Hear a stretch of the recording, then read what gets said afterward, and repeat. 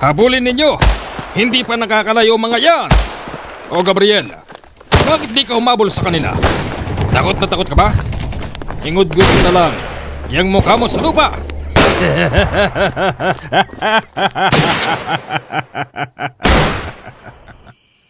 Sir, marami po sa kanila ang nalagas. Oo, alam ko yun, Gabriel.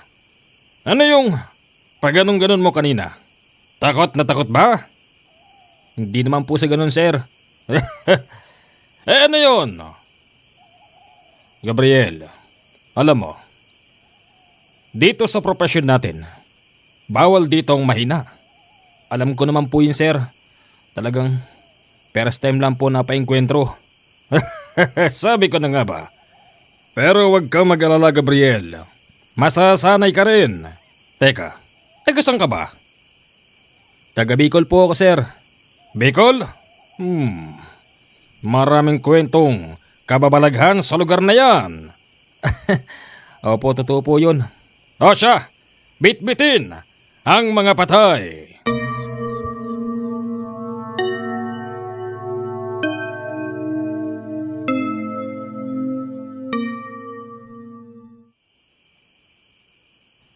Bago natin simulan ang kwento, please paki-like naman po ng ating video. At paki-subscribe na rin sa mga bago nating taga-subaybay.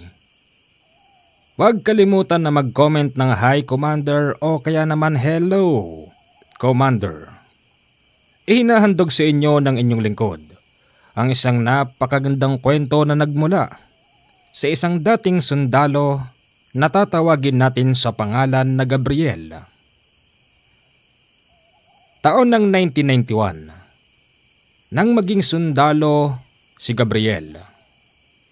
Unang destino nito sa gawin ng Mindanao. Doon niya nakilala yung tinatawag nilang si Sargento Balatan. Isang sundalong matagal na sa serbisyo. At ayon kay Gabriel, si Sargento Balatan daw ay hindi tinatalaban ng bala. Maraming beses na kasi niyang nasaksi na tinatamaan ito ng bala pero hindi talaga tinatalaban. At nung minsan pa nga, nakita niyang meron itong tama sa dibdib. Bumaon ng bahagya yung bala pero nilamon ng katawan niya yung nakabaon na bala.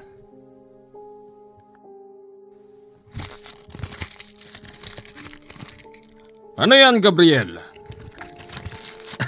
Sir, merong sulat galing sa pamilya ko. Hoy, basahin mo. Gusto kong marinig. Sige, Sarge. Oh, sabi ko gusto kong marinig. Bakit? Kumunot niyang noo mo, ha, Gabriel? Sir, Oh, pinapauwi ako ni inay. ha? Oh, bakit? May nangyari ba? Sir, may nangyari daw sa bahay. May sumalaki daw dun na hindi basta-basta tao. Aswang ba yan? Siguro, hindi malino rito sa sulat eh. Sir, tulungan niyo naman po ako makakuha ng bakasyon. Huwag ka mag-alala, Gabriel. Ilalapit ko yan kay Tenyente. Kung mga 3 araw lang bibigyan ka nun, mabait naman yun eh. Salamat ho, sir. Teka nga pala, simula ba nang madestino ka rito? Meron na bang 1 taon? Meron na po. Oh, tama-tama pala eh. Hindi ka pa nakakakuha ng bakasyon magmula noon. Hindi pa po, sir. Okay, walang problema. Ilalapit kita. Salamat po, sir. Tama na pasasalamat. Magkakapatid tayo rito. Lahat tayo nagdadamayan. Ipinagpaalam siya ni Sergeant Tony Balatan. Makalipas lang ang kalahating oras, bumabalik na ito kung saan nakatayo si Gabriel. Sir, ano pong sabi? Bakit po, sir? Personal kang magpaalam. Huwag kang mag-alala, Gabriel. Sinabi ko naman na yung dahilan. Naiintindihan ka nun. Mabait naman yun.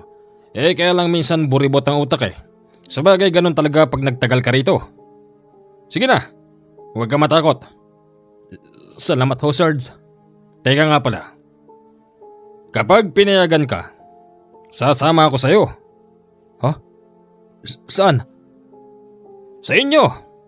Matagal-tagal na rin nang huli ako nagbakasyon. Sarge, bakit po di ka umuwi sa inyo? Wala naman naghahanap sa akin. Maliban lang sa aking lolo Damian. Huwag ka mag-alala. Dadaan tayo sa inyo at sa amin para patas ang bakasyon. Sige po. Sa araw na yon nakalabas kami ng kampo ni Sergeant Tony Balatan. Mas malapit pala ang probinsya niya mula doon sa Mindanao. Nang dahil doon, sa kanya muna kami dumaan kung saan siya lumaki na bahay. Tapo! Lolo Damian! Lolo! Lolo! Sino yan? Walang tao rito! Lolo naman eh. Ako ito! Si Tony Balatan! Ang nag-iisang nagmana sa'yo. Sinong Tony? Wala akong kilalang Tony! Nako, patay tayo dyan. Baka putukan tayo niyan. Hindi, nagbibiro lang yan lolo ko na yan. Sino ka? Lolo! Long time no see. Ikaw pala, Sargento Tony Balatan, ang nag-iisa kong apo na nagmana sa akin. Teka, sino to? Oo, hindi siya kalaban lolo. Tropa siya, tropa. Tropa? Akala ko kung sino na. Talagang puputokan ko talaga. Magandang araw po. Magandang araw. Sundalo ka rin pala. Opo, ang totoo po niyan, inuna po naming dumaan sa inyo. Wala akong pakialam. Pasok! Lo, meron ba tayong makakatay na bayawak dyan sa likod? Miss na miss ko nang kumain ng bayawak. Ipinagbabawal kasi ng DENR na hulihin ng mga yan. Pero dito, walang babawal. Walang problema ron, Tony. Ipag-uhuli kita, marami dyan sa likod. Pagpasok namin sa loob ng bahay ni Lolo Damian, kita pa rin namin na mukhang yung mga antigong bagay ay alagang-alaga ng matanda. Makinis na makinis ang upuan, ang lumang radyo, tapos nakakita rin ako ng isang banga. Banga na maliit na pinaglulutuan ng kanin. Tony, napasyal ka. Mabutit naalala mo pa ako. Syempre naman lolo. Bakit naman di ko kayo maalala? Kayo yata nagpalaki sa akin. Teka, ano ba problema ng kasama mo? Bakit ang layo yata ng iniisip? Lolo, ganito kasi yan. Doon sa kanila sa Bicol, may kaunting nangyari. Hoy Gabriel, kwento mo nga. Ganito po kasi yun. Nagpadala sa akin ng sulat si inay. Tapos may sumalaki daw na mga kakaibang tao sa amin. Ngayon, may namatay. Ha? Namatay? Sino naman ang mga yun? Sa palagay ko, Lolo Damian, aswang ang mga yun eh. Aswang? Tapos na ako sa bagay na yan. Po? Papanong tapos na? Huwag niyo sabihin. Totoo yun. Hindi ba? Alam ko napapansin mo, Gabriel, na ako ay hindi basta tinatalaban ng bala. Kung ang bansag niyo sa akin, sundalong walang kamatayan sa digmaan. The second lang ako. Ang the original, ang aking Lolo Damian. Totoo yun. Hindi ako makakasurvive sa digmaan kung hindi yun totoo. At syempre, meron akong lihim Lihim na kami lang ng apo kong si Tony ang dapat na makakaalam. Lo, sa palagay ko naniniwala doon si Gabriel kasi nakita naman niyang pruweba. At ako yun.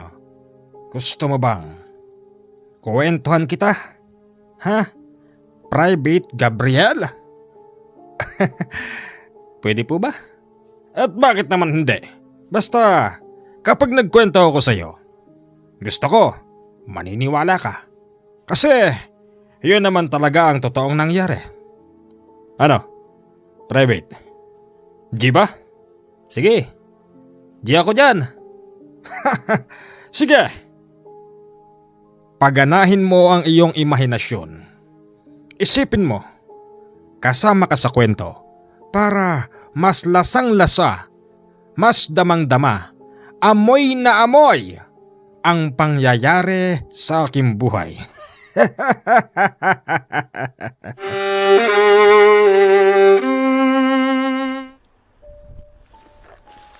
Men, manigurado kayo sa sarili nyo. Hindi basta-basta tao ang hinahanap natin. Mga taong labas na mayroon ding kaalaman pagdating sa kagubatan. Damian. Sir! Alam mo na gagawin mo. Yes, sir! Kasalukuyang sarhento noon si Lolo Damian. Nung mga panahon na ito, meron silang hinahabol na mga taong takas sa batas. Nandun sila noon sa kasulok-sulukan ng gubat sa gawin ng Davao. Merong mga report na ang lugar na tinakbuhan at pinagtataguan ng mga taong hinahabol nila, puno raw ng mga rebelde. At hindi basta mga rebelde, mga rebeldeng aswang kung maituturing. Sinabihan siya ni Teniente Homer na alam na ang gagawin dahil kilala noon si Lolo Damian na isang mandirigmang walang kamatayan sa digmaan. Marami kasi ang nakasaksi noon sa kakayahan ni Lolo Damian. Ito yung klase ng sundalo na kahit natamaan ng bala, hindi niya iindahin. At kung sakaling may bumaon sa kanyang katawan, kinakain lang ito ng katawan niya. Sir, ano yun? Damian. Mukhang iba pakiramdam ko sa gawiron. Sige, manguna ka. Sumenyas noon si Lolo Damian na kumalat ang lahat ng mga kasama nila hanggang sa narating nila yung bahaging itinuturo. May tao. May tao rin, sir. Sige, mag-iingat kayo. Dito lang kami bilang reinforcement. Oo, maniwala kayo sa akin. Hindi tayo kayang kunin dito ng mga militar. Kasi tong lugar na to, mga pare, kilalang hugad ng mga rebelde. At hindi basta rebelde, mga rebeldeng aswang. Sigurado ako dyan, kaya matulog muna tayo. Medyo kinakabahan kasi ako eh. Parang pakawaray ko kanina pa sa atin may nakatingin. Ikaw talaga. Kaya tamang-tama ang bansag sa iyo eh. Daga. Masyado kang dinadaga. May iwasan ba yun? Tsaka isa pa, Kila.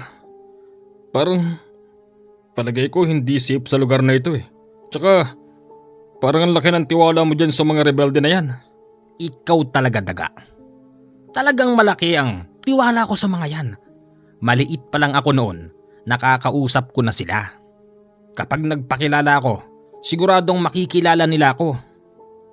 Ang tanong, Kila, kapag nalaman nilang takas tayo sa batas, papanigan kaya tayo ng mga yon? Sigurado ako doon, Mang Kanor. Basta nakita nila ako, wala silang pakialam kahit na hinahabol tayo ng mga sundalo. Sige kapag tayo napahamak dito, Kila, at nakulong tayo dun sa bilibid, ako ang papatay siya dun. Oh, wag na kayo magganyanan, Mang Kanor. Kila, magpahinga muna tayo at pagod na ako sa kakatakbo eh. Sige, matulog na kayong dalawa. At di ako basta makatulog kapag gagantong bago ako sa isang lugar. Lalo na sa ganito. Para bang mas pipiliin ko pa na sumuko na lang sa mga militar kaysa magtiyaga rito sa mabahong, madilim na lugar na ito. Kung gusto mo mang Kanor, magpahuli ka sa sundalo. Ikaw na nga tong sinasama para makaligtas Nagrereklamo ka pa. Sir, positive. Nandito yung 3. Matapos itong itawag ni Teniente Homer sa kampo, nakatanggap na sila ng order. Hulihin ang 3 takas sa batas. May mga baril din ang mga yon, kaya't pinasuko nila ito ng malumanay. Taas ang mga kamay! Yan na nga ba sinasabi ko, Kila? Wala akong tiwala sa lugar na ito. Mga sir, di naman kami lalaban. Oo, mga armado kami pero nirerespeto namin kayong mga militar. Ayan na nga ba, Kila?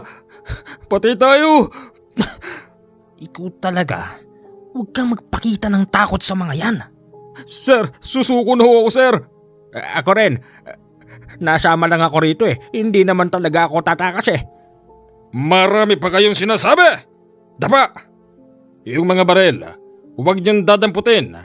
Sa oras na may nakita kong kumilos ng hindi maganda, patay. At kapag may kumilos pabaligtad, patay. Yung titingin, patay. Sir! Arestihin niyo na, Damian. Yes, sir! Binitbit nila ang 3 lalaki. Nakatali ng lubid ang kamay ng mga ito, habang bitbit na pinagtutulong-tulungan ng mga sundalo. Inabot na sila ng dilim, pero hindi pa sila nakakalabas sa lugar na yun. Kaya't sinabi ni Teniente Homer na salubungin sila ng kanilang truck. Nandun na raw yung truck sa kalsada. Ang problema, napakadilim. Halos wala tayong makita. Sir, kaunting bit-bit na lang dito sa mga takas na to. Mararating na natin ang lugar na yon.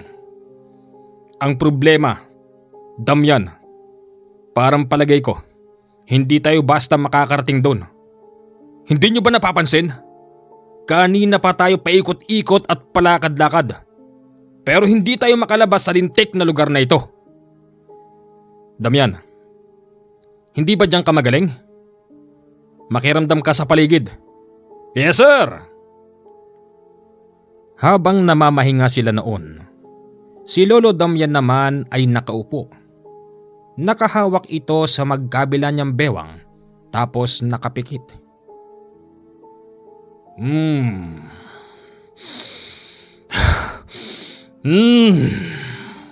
Bakit? Damian, anong nakikita mo?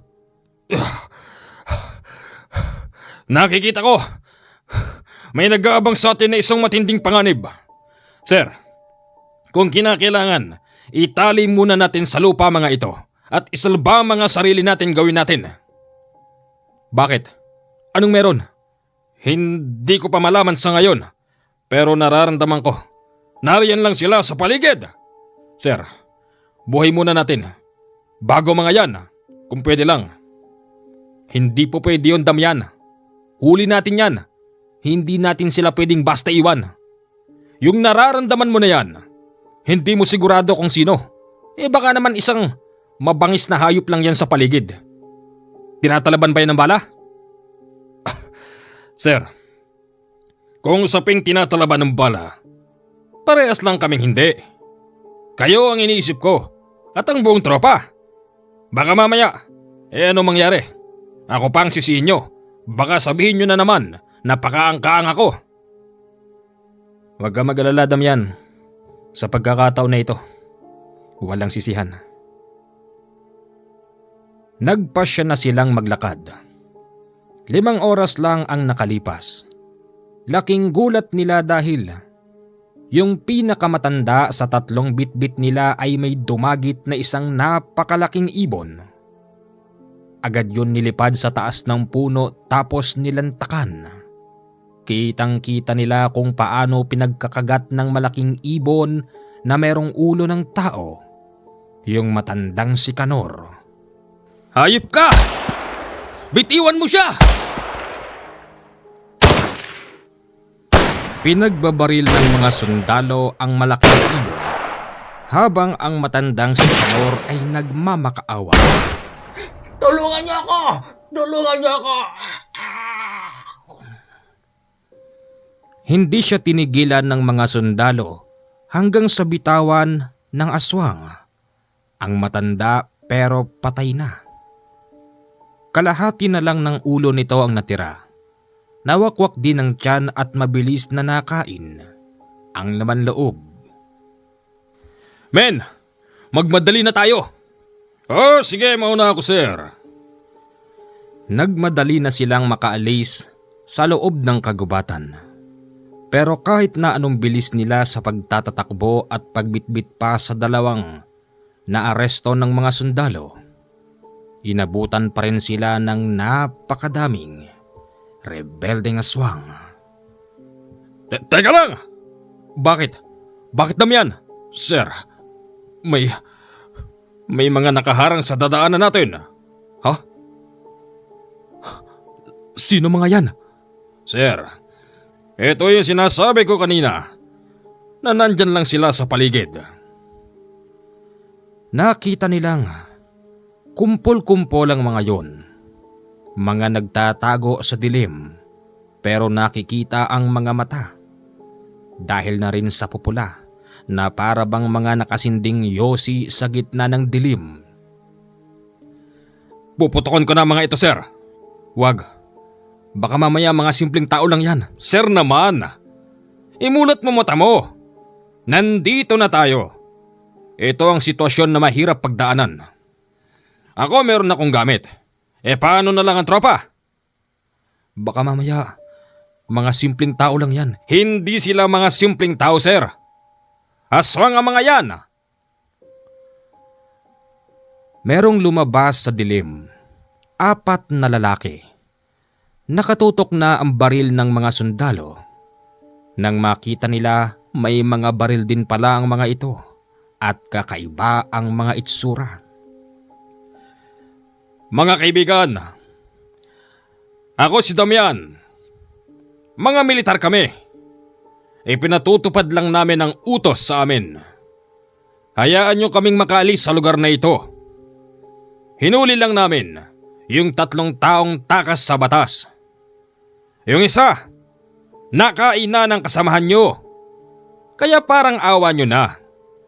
Hayaan nyo kaming maihatid hanggang sa kulungan ng 2 natitira.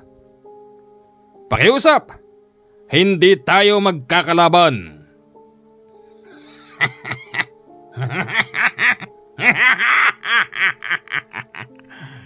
Anong pakialam namin sa pinatutupad ninyo?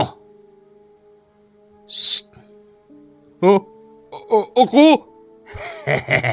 Mataba ka ng kaunti. Sa palagay ko, masarap ang iyong laman. "Homer, kapag lumapit pa isang yon, gamitin mo na yung abilidad mo." "Yes, sir." Anong pinagbubulungan yung 2? Ibigay nyo sa amin ang pagkain at makakaalis kayo rito nang hindi ginagalaw. "Sandali lang, kaibigan. Ako opisyal dito. Ako kausapin mo." Bakit? At anong pag-uusapan natin? "Kaibigan, sa tingin mo ba papayag kami na ibigay sa iyo yung huli namin? Sa palagay mo ba, nang makita naming dinagit ng kasama ninyo yung isang matandang huli namin, papayag pa ba kami na may malagas sa amin o makuha sa 2 pang natitirang huli? Mga sundalo kami, nagpapatupad lang kami ng batas. Ngayon, kung pipilitin nyo kami, walang problema. Handa kaming pumatay at mamatay."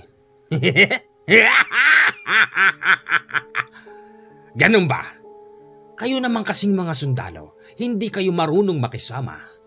Pagkain lang ang hinihingi namin. Nagdadamot pa kayo. Aba natural, ano tingin nyo sa amin, mga baboy? Tumpak! Tama ka ng sinabi ron, tenyente. Kayong mga tao, pagkain lang ang tingin namin sa inyo. Hinahayaan namin kayong dumami.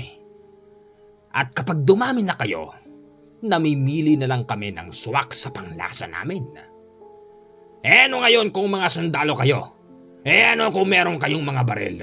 Meron din kami niyan at ginagamit namin to para mabilis kaming makakuha ng pagkain. Ngayon, tenyente, kung gusto mo magkasubukan tayo, magpakitahan tayo ng puwersa. Damian, sir, talagang papalag tong mga to. Oo sir, ngayong meron silang pagkakataon makadampot ng pagkain. Hindi sila basta papayag na wala silang pakikinabangan sa atin. Sir, sabihin mo lang, haharapin ko lahat ng mga yan. Sige, mag-iiwan ako ng mga kasama mo at mauna na kami. Sir, walang aalis. Bakit? Sir, delikado kayo pag napahiwalay kayo sa akin. Tama na, paututan. Simulan na natin ang laban. Kasasabi pa lang nung pangit na lalaki, agad nilang pinutukan ang nasa harapan. Si Lolo Damian ang nasa harap at sinalo nito ang lahat ng bala. Mahigit 1 minuto rin siyang pinapuputukan ng mga ito. At naging para siyang human shield ng mga kasamahan niyang sundalo. Damian, ayos ka lang?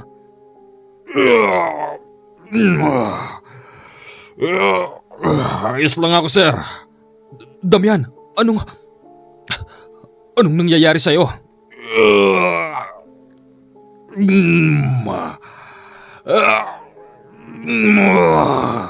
Tumakas na kayo. Ako nang bahala sa mga ito. Nakita ng mga aswang. Nabuhay pa rin ang sundalong tinamaan ng bala. Tapos, yung mga tama sa katawan niya ay naghihilom. At yung mga bala ay nilalamon ng katawan niya.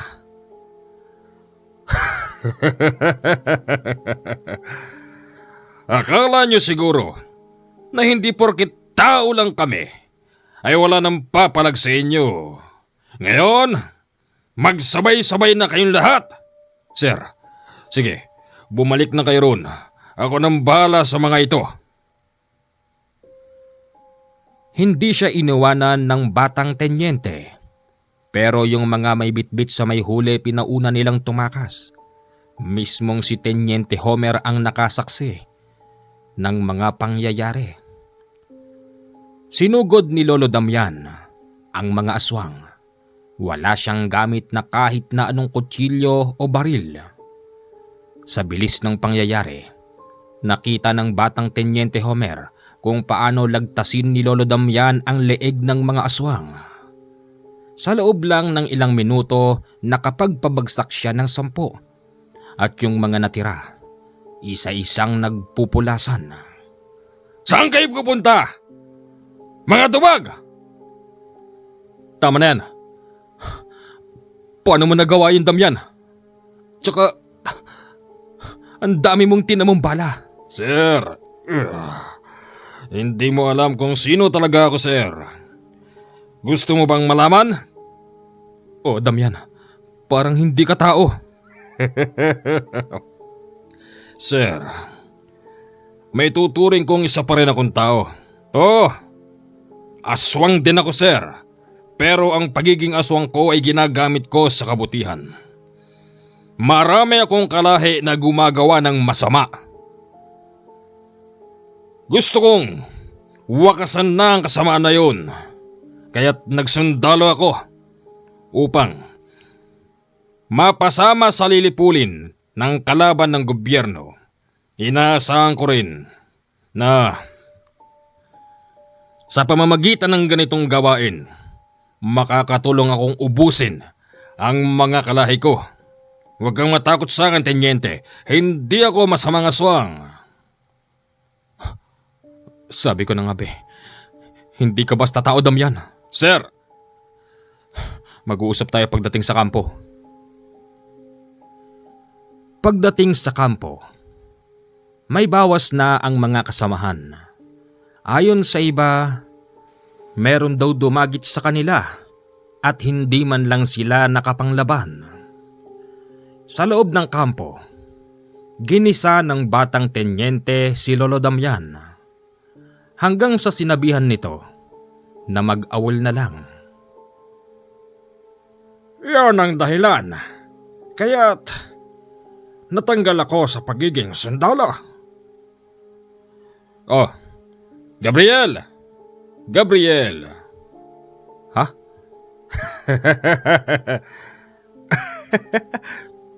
Totoo ba yun?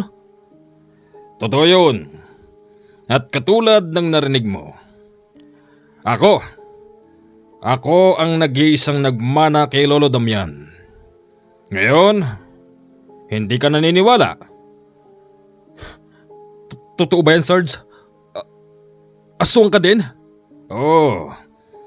Pinakita ko sa iyo ang totoo. Dahil alam kong hindi ka madaldal. Ulitin ko lang sa iyo. Ang pagiging aswang namin ay ginagamit namin sa kabutihan. Kaya pala, pag tinamaan ka ng bala, hindi mo iniinda. Alam ko naman, Gabriel, na hindi ka pa masyadong kumbinsido sa aking kwento. Gusto mo ba ng pruweba? Hindi na po. Hindi. Pakikitaan kita ng pruweba, pero huwag kang mag-alala. Huwag kang matatakot sa amin. Hindi kami mga masasama. Tony! Lo! Sige na. Gabriel, huwag kang pipikit.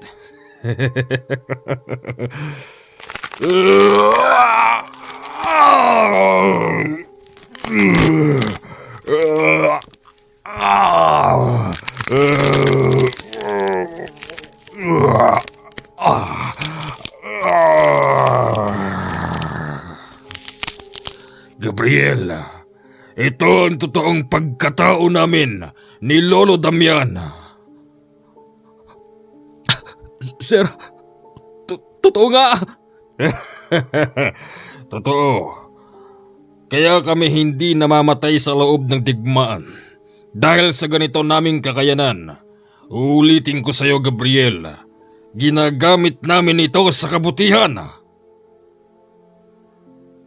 Unti-unti ring nagbalik sa dati si Sergeant Tony Balatan.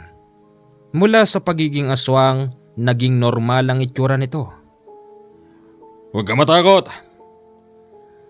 Normal din kami. Tao rin kami. At tumutulong sa bayan para masawata ang mga kalahi namin. Kaya nga't magmula nang ako'y maging sundalo. Na-request ko talaga na dyan sa gawin na yan ako i-assign. Kasi alam kong marami pa kaming kalahi dyan na nabubuhay. Pero, yun bang mga kalahi nyo? Kumakain pa rin ba sila ng hilaw na laman? Paano yung mga nagbago? Kapag alam naming hindi sila kumakain ng hilaw na laman, makakasundo namin sila. Pero, yung mga kumakain ng hilaw na laman ay pinapatay din namin noon. Tony, sasama ako. Saan, Lolo? Sasama ako sa iyo sa pag-uwi sa kanila. Sinasabi ko na nga kapag nalaman nyo ang kwento ni Gabriel, patungkol sa mga sumugod sa kanilang bahay, sasama ka rin, Lolo, dahil sa kagustuhan mong ubusin na ang mga kalahi nating masasama. Gabriel, pwede ba kaming sumama? Gabriel! Sarge, oo naman. Sige. Sa totoo lang, may pag-aalangan si Gabriel na isama si Tony at si Lolo Damian pauwi sa kanila sa Bicol. Ganun pa man wala siyang nagawa dahil nagpumilit ang maglolo. Mula dun sa lugar nila Lolo Damian, halos mahigit isang araw pa ang biyahe. Pagdating sa bahay nila Gabriel, nang lumo siya sa kanyang nakita dahil yung bahay nila halata mong niransak ng kung sino. Yung mga magulang niya kasalukuyang nakatira lang sa kanilang mga kamag-anak. Tapos ang mga kapatid. Nay, eto na po ako, Nay. Gabriel? Si Tay. Andoon sa loob. Doon nalaman ni Gabriel ang naging dahilan kung bakit pinasok sila ng mga kakaibang lalaki. Ayon sa tatay nito, meron daw siyang ninakaw na isang mahalagang bagay. Akala noon ng tatay niya ay isang simpleng bato lang. Ganito ang pagkakakwento ng tatay niya. Isa itong construction worker at nagtatayo sila ng isang malaking safe house sa kagubatan. Unang araw pa lang daw nila doon, nakakita sila ng kung sinong taong kanina pa nagmamatsyag sa kanila. Nilapitan yon ng tatay ni Gabriel. Nakipagkwentuhan, suminde ng tabako habang nagpapaypay sa ilalim ng puno. Sa hindi inaasahang pagkakataon, meron batong nahulog mula sa dibdib ng lalaki. Hindi yun napansin ng lalaki, kaya't dinampot niya yun. Tay, yung mutya mo, Tay. Kinuha nung nagko-construction, Tay. Manong, akin na yan. Itinatanggi ito ng tatay ni Gabriel. Pero dahil na rin sa bata, pilit niyang sinasabing wala siyang nakuha. Kung hindi mo yan bibigay sa akin, wala naman problema. Sige. Umalis sa lilim yung tatay ni Gabriel. Pero para bang tinandaan siya nung lalaking nanonood. Kinagabihan, hindi raw bababa sa 5 lalaki ang sumugod sa kanilang bahay. Mabuti na nga lang daw at hindi sila pinagpapapatay. May hinahanap daw ang mga yon, yung batong napaka-importante. Ganun pa man kahit naniransak yung bahay, hindi pa rin ibinigay ng tatay ni Gabriel. Kung ganun ho, nasa inyo pa yung sinasabing bato? Nandito ho sa akin. Pwede ho bang makita? Nang ipakita ito ng tatay ni Gabriel, natuwa ang matandang damyan. Tay! Bertud ba yan, Tay? Hindi ito basta bertud lang, Tony. Maraming kayang gawin ng batong ito. Kaya nitong lipulin ang isang angkan ng aswang. Lolo Damian, gaano ba ka-importante yan? Importante ito, Gabriel. Akin na yan. Sa akin na ito. Hindi po pwede. Palagay ko pwede ko yan ibenta ng mahal. Aba, hindi ito nabebenta, hindi ito ginto, hindi ito diamond. Kaya napaka-importante nito sa mga yon. Kasi nga, nagbibigay ito ng buhay sa kanila. Paano mo nasasabi yan? Dahil isa kong...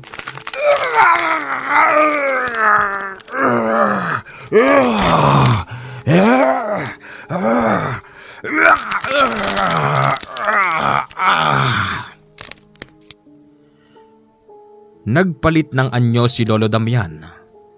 Nang dahil doon takot na takot ang mga tao sa loob. Pero pinaliwanag ni Tony Balatan na walang masasaktan sa kanila. Basta't huwag lang pilit na kuhanin ang importanteng bato na yun. Huwag kayo maglala, hindi kami masama. Ano ba ito, Gabriel? Ba't nagsasama ka ng demonyo rito sa bahay? Tay, kalma lang kayo. Hindi sila na nga ano. Paanong hindi? Ganyan yung mga taong sumugod dito sa atin. Mabuti nga't di kami sinaktan. Huwag kayong mag-alala at walang masasaktan sa inyo. Maniwala lang ho kayo sa amin. Maniwala po kayo dyan. Habang hawak-hawak ni Lolo Damian ang nasabing bato, kitang-kita ni Gabriel kung paano ito lunukin ng matanda. Matapos niya itong lunukin, bigla na lang itong luminga sa kaliwa. Merong bukas na bintana doon. Mabilis yun pinasok ni Lolo Damian. Paglabas niya, nakakita sila ng bit-bit ng matandang Damian. Isang payat na lalaking nangangalumata may mahabang buhok tapos may itim na pangangatawan. Sa harapan mismo ng pamilya ni Gabriel, winasak nito ang katawan ng lalaki at sinabing, Akala mo siguro hindi ko nararamdaman na nariyan ka. Kung hindi kami dumating, siguradong kanina nyo pa pinagpapapatay ang pamilyang ito. Matapos patayin ni Lolo Damian, yung lalaking iyon sinabing aswang daw ang mga ito. Hindi nagtagal, may mga nagsigsilabasan sa paligid. Nasa 10 lalaki yon, na halos nasa matitinong itsura naman. Huwag kayong lalapit. Magkakalahi tayo, pero di hamak na mas malakas kami kesa sa inyo. Ang lalapit mamamatay. Nasisiguro ko yan. Sarge, mga tao sila. Hindi sila mga tao, Gabriel. Aswang ang mga ito. Maniwala ka sa akin. Isa roon ang lumapit. Nagmamakaawa ito na ibalik na ang napakaimportanting bato. Ayon doon, yun daw ay magsasalba sa mga kalahi nilang nagbago, na sa ngayon ay meron ng mga malulubhang karamdaman. Pero kahit na anong pakikiusap ang ginawa ng lalaki, nagmamatigas si Lolo Damian. Tapos gusto pa niyang patayin yung mga lalaki. Mga masasama kayo. Alam namin yan. Kaya mamamatay kayo. Ngayon daan. Wag po.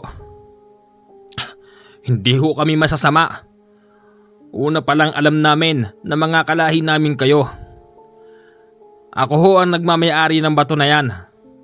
Kailangan namin yan para sa mga kalahi nating may karamdaman na nagbago na. Parang awan nyo na po. Ako po'y lumuluhod sa inyong harapan. Ibalik nyo ho sa amin ang batong yan. Matagal na ho kami nagbago. Ganun ba? Lumapit ng isang lalaki kasi akala nila iaabot na yon ni Lolo Damian.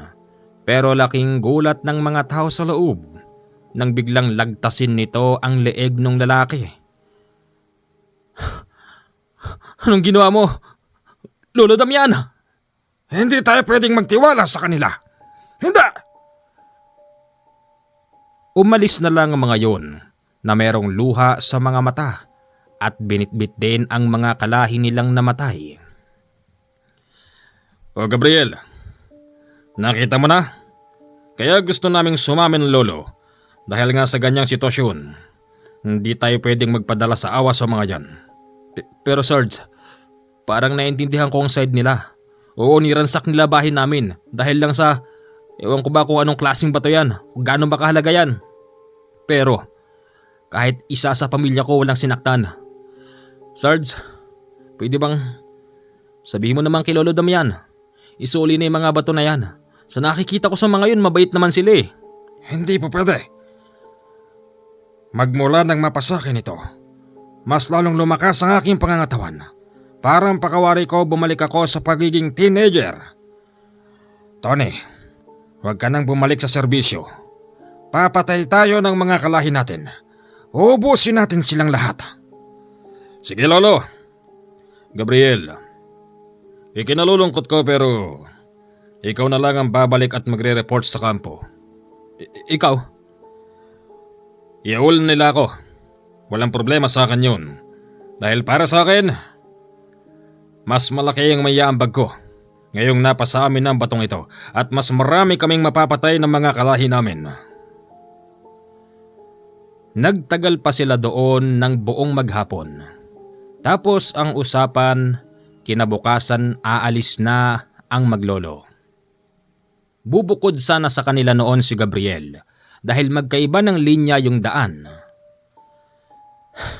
Sige Sarge, ako nang bahala. Sabihin mo kay Tenyente, iawol niya na ako. Bakit kasi kailangan mong mas piliin ng ganyan? Hindi ba pwedeng? Hindi po pwede. Magkasama pa rin silang umalis sa bahay na yon. Siguro mga 8:00 yon ng gabi. Pagdating sa terminal, magkaiba sila ng sinakyan.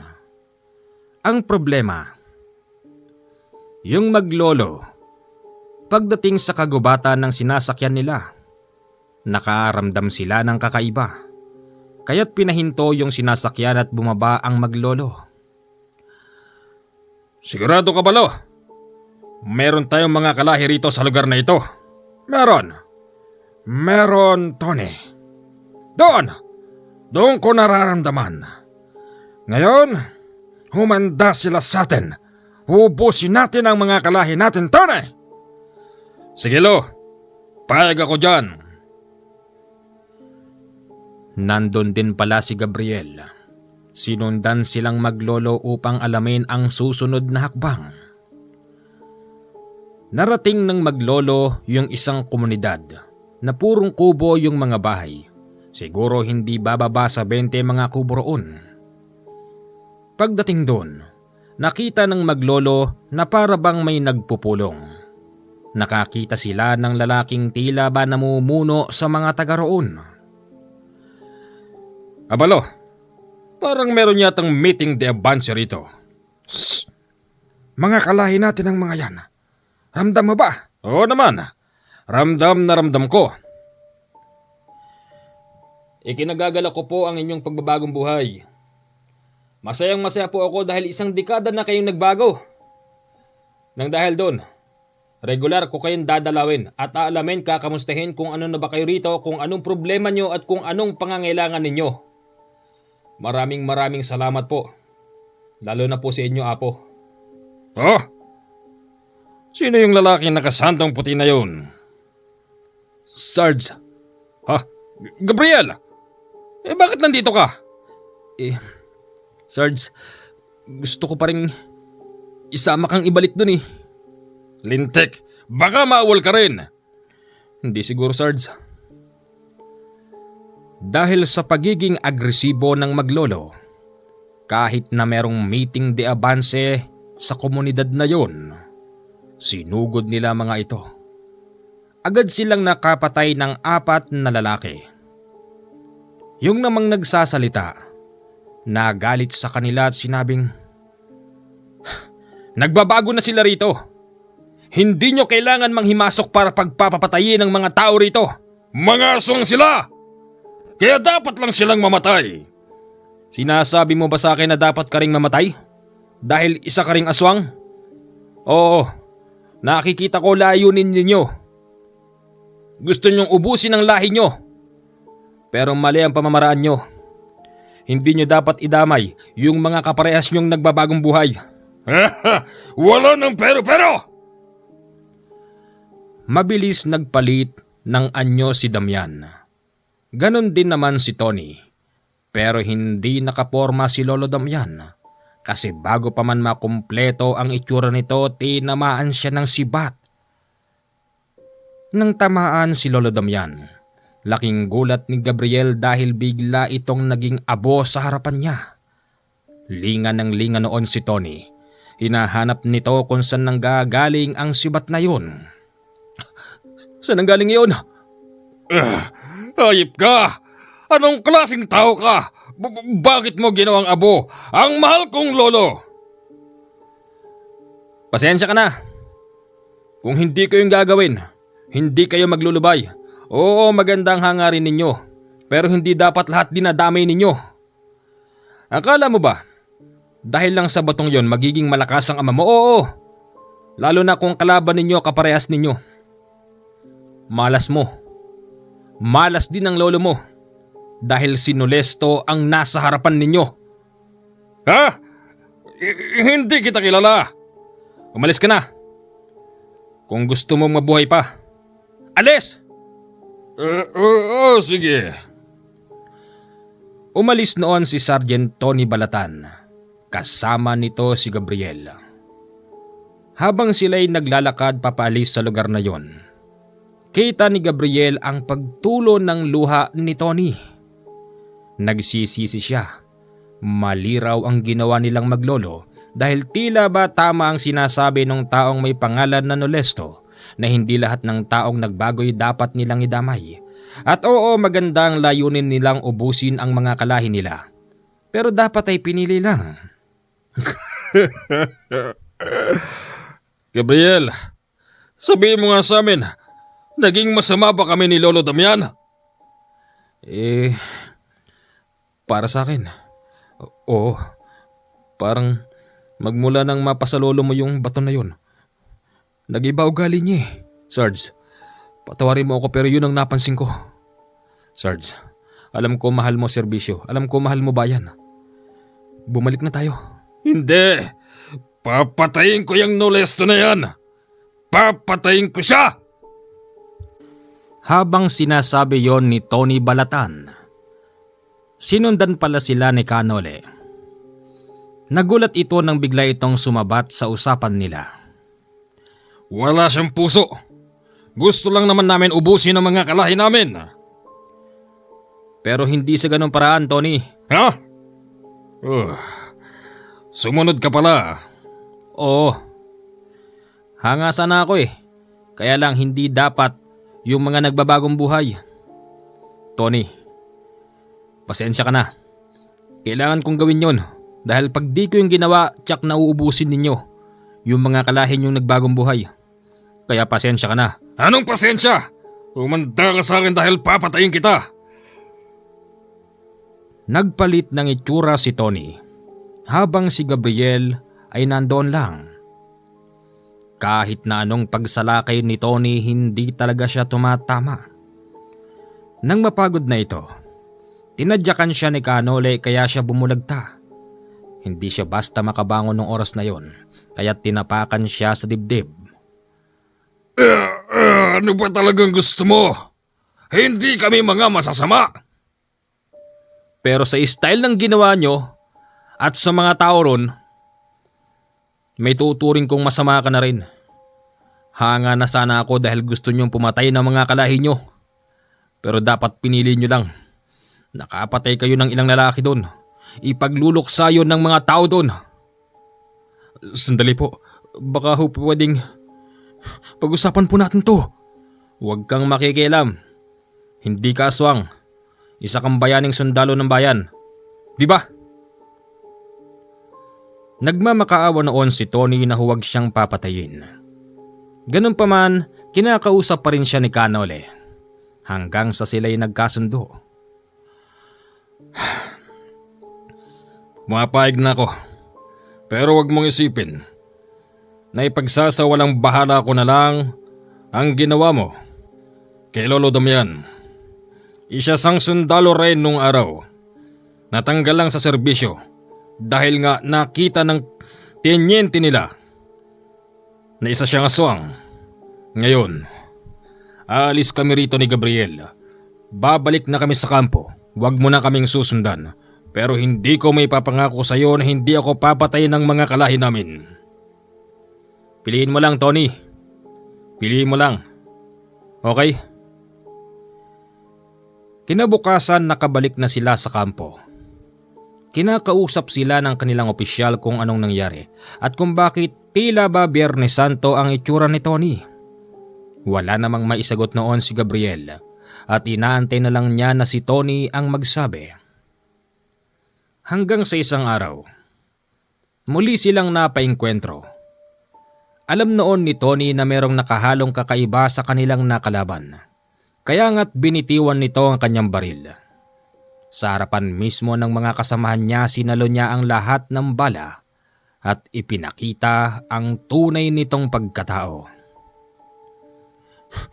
Bakit ginawa mo yan? Sarge!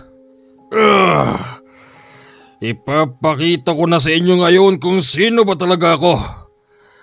Ako si Sargento Tony Balatan, sundalong walang kamatayan sa digmaan. Maraming nakasaksi kung paano naging aswang si Tony ng araw na yon. Ganun pa man, hindi naman siya nananakit. Hindi niya sinasaktan ng mga kasamahan nito kahit na parang nababaliw na si Tony. At habang ginagawa niya ang pagsalakay sa kalaban, isinisigaw niya ang pangalan ni Canole na balang araw maghaharap daw sila at papatayin si Canole. Ngayon, nang dahil sa merong napatay si Tony at labag na sa batas ang ginagawa nito. Tinanggal siya sa pagiging sundalo.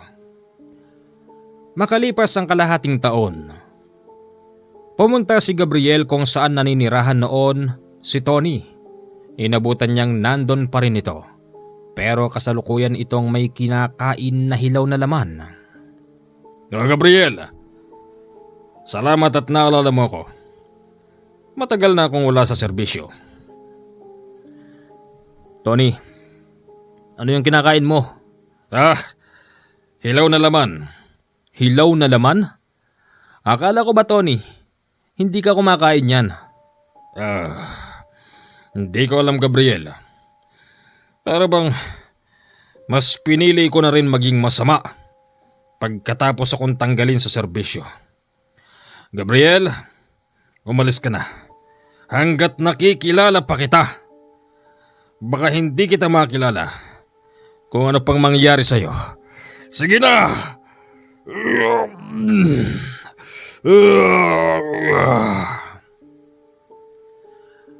Unti-unting nagpapalit ng anyo si Tony, habang si Gabriel ay napanganga at napatulala. Isang malakas pa na sigaw ni Tony at doon palang tila nagising si Gabriel, kaya siya umalis sa lumang bahay. Yun palang araw na yun, malalaman din ni Gabriel sa mga tao doon na merong problema sa aswang sa kanilang baryo kasi narinig niya ang bulong-bulungan sa sakayan ng tricycle. Napaisip noon si Gabriel na hindi kaya't si Tony ang gumagawa nun. "Mama, pakihinto po!" Hininto siya ng tricycle at bumalik siya kung nasaan si Tony. Sinabi niya rito na kapag hindi siya nagbagong buhay, isusumbong siya kay Nolesto. Natawa naman noon si Tony at sinabi pang yun nga ang gusto niyang mangyari. Yun ang gusto ko mangyari! Magkaharap kaming muli ni Nolesto! Pero Tony, akala ko ang layunin mo ubusin ang mga kalahi mo. Pero bakit nagbalik ka sa pagiging ganyan? Isa kang matapang at magiting na sundalo. Maraming beses mo nang sinalba buhay ko at ng mga kasamahan natin. Pero Tony, paano ka umabot sa ganyan? Paano? Wala ka nang pakialam. Ang sabi ko, lumabas ka rito hanggat nakikilala pa kita. Hindi Tony, hindi ako alis dito hanggat hindi kita napapakiusapan. Narinig ko sa kanto sa sakay ng tricycle. May problema sa aswang ang baryong ito.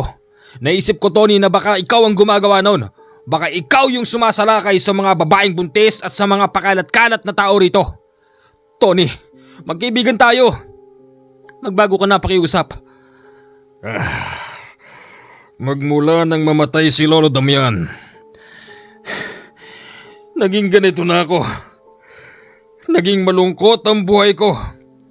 Hanggang sa naisipan kong kumain ng hilaw na laman. Umalis ka na, Gabriel. Hanggat nakikilala pa kita. Umalis ka na, pakiusap. Hindi umalis si Gabriel hanggang sa sinalakay siya ni Tony Balatan. Tinamaan siya sa balikat. Nasugatan siya, halos lumitaw ang buto ni Gabriel. Umalis ka na! Hindi ko makontrol ang nasa loob ko! Kaya pala Sarge! Hindi na ako sundalo ngayon! Umalis ka na! Pakiusap! Umalis ka na! Dahil sa sugatan noon si Gabriel, pinili nitong pumunta sa ospital. At makalipas lang ang 2 araw, hindi siya umuwi sa kanila bagkos hinanap niya si Kanole. Una pumunta siya sa komunidad kung saan may napatay ang maglolo. Ano? Hinahanap mo si Kanole baka mo? Opo, kailangan ko po siya. Bakit? Kailangan matigil ng pananalakay ni Tony sa kanyang mga kababaryo. Parang awan niyo na po. Ilapit niyo sa kanya ang problemang to. Naawa man ako kay Tony pero mas naaawa ako sa mga taong pinapatay nila. Ganun ba? Sige, ho. Makakarating. Isang linggong bakasyon yon ni Gabriel. Halos ginugol niya ang araw at oras niya sa pagmamatiyag sa kaibigang sundalo. Hanggang sa isang gabi, habang nandoon si Gabriel sa labas ng bahay ni Tony, nakita niyang bumukas ang pintuan. Nakita niyang iniluwa ng pintuan si Tony. Nakita rin niya na nakatingin ito sa bilog na buwan. Nagpalit ito ng anyo. Sa loob lang ng ilang segundo, mabilis na kumpleto ang itsura ni Tony. Malis siya. Saan kaya pupunta yun? Wika ni Gabriel sa kanyang isipan. Lihim niyang pinasok ang bahay ni Tony at doon niya nakita ang nagkalat na buto. Hindi niya malaman kung buto ba ng ano yun. Makalipas lang ang ilang minuto, bumabalik na si Tony at may bitbit na patay na mukhang lalaking lasing na tambay. Anong ginagawa mo rito? Hindi ba sinabi ko sa'yo? Tony, tama na. Tama na yan. Hindi. Ngayon, ilang beses mo kong sinubay. Gagawin din kitang hapunan ko ngayon. Tony, isaalang-alang mo na isa kang sundalo. Tumulong ka sa tao, niligtas mo buhay namin noon. Pwede ba nating ibalik to sa dati? Hindi na. Naging masama ako ng dahil sa Nole na yun. Sasalakayin sana ni Tony ang kaibigang sundalo. Nang biglang bumukas ang pintuan at pumasok si Kanole, kasama nito ang matandang apo. Siya! Siya yung Kanole! Siya yung apo ng ginawa mong abong matanda! Mabuti naman at nagkita tayong muli, Nolesto. Bitiwan mo siya! Walang problema. Madali akong kausap. Halika. Tignan natin ngayon kung uubra ka pa. Matagal-tagal na rin nang huli tayo nagkita at pinaghandaan ko ang araw na ito. Akala noon ni Tony Balatan sasapat na ang ilang buwang pagsasanay. Akala niya kaya niyang tapatan si Kanole ng ganun-ganun lang. Isang sugod lang ni Tony, sinalubong siya ng sibat. Nang tamaan ito sa dibdib, magmula paa papunta sa muka, unti-unti siyang nagiging abo. Pero bago yon, nakitaan ng pagtulo ng luha si Tony na tila ba labis itong nagsisisi. Pero wala na ring magagawa si Kanole sa pagkakataon na yon dahil siya tinamaan na siya ng sibat. Hindi na pwedeng bawiin ang pagiging abo ni Tony. Si Gabriel iyak ng iyak nung oras na yon. Kasi kahit na ganon si Tony, isang kaibigang sundalo na aswang, naaalala niya kung paano nito sinakripisyo ang sarili upang maisalba ang kanyang buhay at ang iba pang mga kasamahan. Hanggang dito na lang po ang ating kwento. Maraming salamat po, Kuya Gabriel, sa pagpapadala ng isang napakagandang kwento. Bitin po tayo, ini-expect ko aabot to ng mga 1 oras at kalahati, pero parang napabilis po yata ang aking pagbasa. Pakisabi nga po kung mabilis ako magbasa para sa susunod. Babagalan natin ng bahagya. 0948-5230-887. Yan po ang aking Viber at WhatsApp account. Diyan nyo lang po ako maaaring kontakin. Salamat po at magandang gabi.